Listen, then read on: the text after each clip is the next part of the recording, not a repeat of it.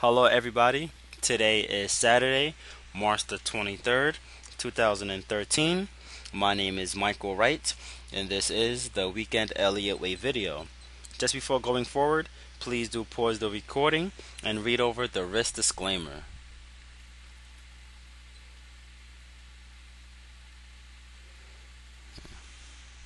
Okay, let's jump right into performance. So far for the month, we are up just about 260 pips. Last week, placing focus on last week's trade, played out fairly well. To end the week off, uh, we ended up closing out our short Aussie dollar for a minor 4 pip gain. But prior to that, we were long the Aussie. We caught it on the 21st for plus 67 pips. It was a nice entry limit off of a triangle. And you guys know on average triangles play out as continuation moves. So that played out just as is to the top side. So that trade played out well. And then prior to that was the long Kiwi dollar. I think the Kiwi dollar was one that was fairly simple, to be honest. We talked about it repeatedly, okay, and played out. So again, let's see how that comes true now with the outlook remains intact. So again, up to 60, and right now no open trades. So let's look at what we're focusing on for this upcoming week. All right. So first and foremost, the Aussie remains capped by this descending trend line. Right. This been intact since about 106, and that was the reason why we were short the Aussie. If the market wasn't closing Friday, then we would have kept it open. But because it has we closed it and we just want to see how the market opens up on Sunday.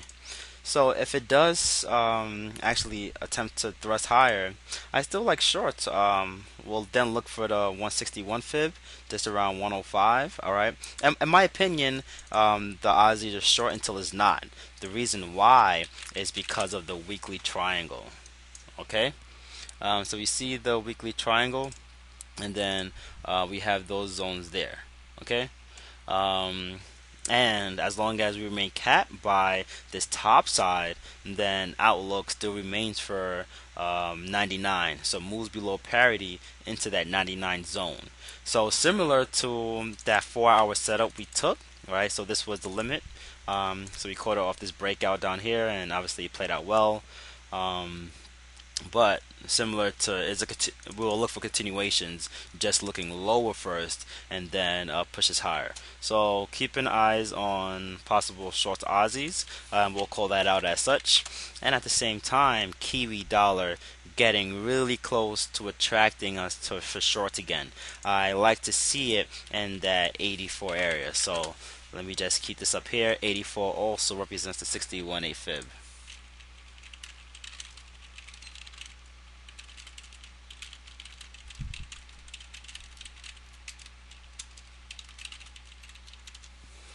All right.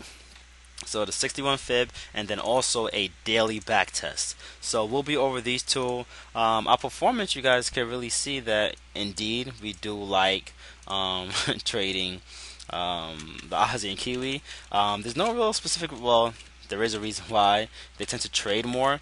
For me, just because everybody else likes trading the euro, I'm not gonna just solely sit on that one trade or that one pair just because I just like things that trend and there's too much volatility. Volatility does not equal profits, right? It's harder to time this, especially with the we trade with a normality of 40 pip stops and etc. All right, so again, watching that in there. So Kiwi and Aussie, and that plays out Aussie Kiwi. Probably will just stay away from this pair for now. Okay, don't want to trade it, but am looking at it because here looks like we broke that back test. But if we kind of modify this trend line and make it a little bit deeper so that we connect the top, the wick, right? So we're really back testing this. So it could be the case that the Aussie now is stronger than the Kiwi, okay, and still has those upside moves towards 128, okay. Also, just testing this ascending trend line. So you know what? This actually may bode well for a risk to reward, a nice risk to reward long, okay. Pivot point wise, looking at the Aussie Kiwi is also at the pivot point, okay. Meanwhile, Euro pound. I'm still a little bit upset about this. I think this was another clear setup. When we broke against the highs, because then on the daily, it was a lot of big reasons to get that.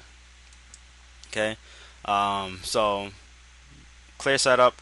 I still like it deeper. It's gonna be hard to really jump on board, but not to overlook. There still remains that open gap that remains intact since around 86.50. Okay.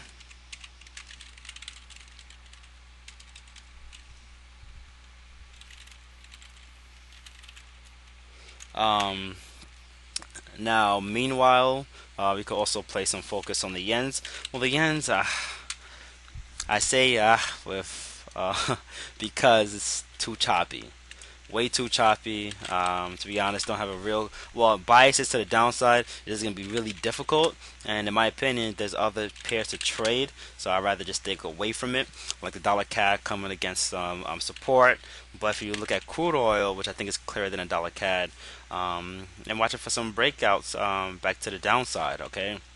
Also, if you take a look at crude oil on the daily time frame, okay, we had a nice back test here, so it's a long until it's not, and then one you could count this as a B, W, X, and Y still remains for higher levels. All right, so keep eyes on crude for the S&P. Ah man, it's really doing really impressive, at least compared to the commodity currencies. But however, with this big downside move I am expecting in the commodity currencies, one will expect the same thing for the S&P. So looking for the S&P to really start breaking down, and then we all know obviously shorts tend to go a whole lot faster than longs because you have that fear factor, right? That fear factor across the board.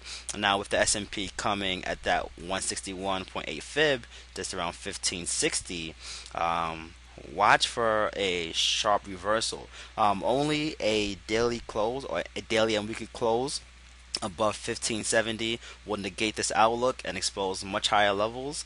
I would say definitely north of 1620.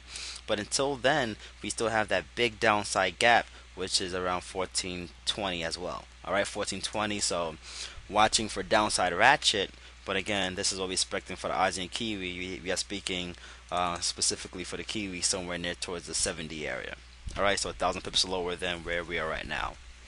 Alright guys, so that does it for the weekend Elliott Wave video. Look forward to next week's trade, and we'll chat to you all soon. Cheers, and good luck trading.